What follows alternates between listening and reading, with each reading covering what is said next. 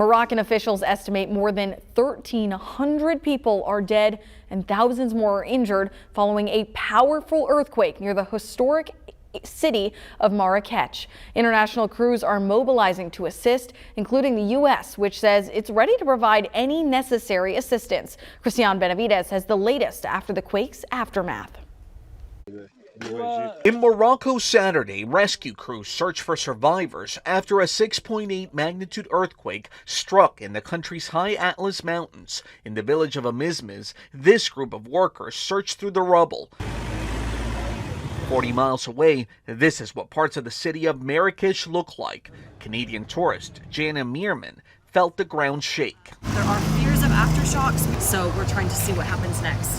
The city is pretty much just on alert right now. Everything's shut, all the businesses are shut, and people are just trying to figure out what to do next. Marrakech, just outside the epicenter, is a popular tourist destination with many historic buildings, some of which are now piles of rubble. This woman is visiting from Australia. The room started shaking. There's no other way. We was going backwards and forwards, and everything started moving, and pictures started moving, and so we just grabbed some clothes and our bags, and we raced out. People are now lining up to donate blood as the scale of the tragedy is still coming into focus, with rescuers struggling to reach remote mountain villages which are hit the hardest. Power there has been cut and internet disrupted. This is believed to be the deadliest earthquake in Morocco since 1960. Christian Benavides, CBS News.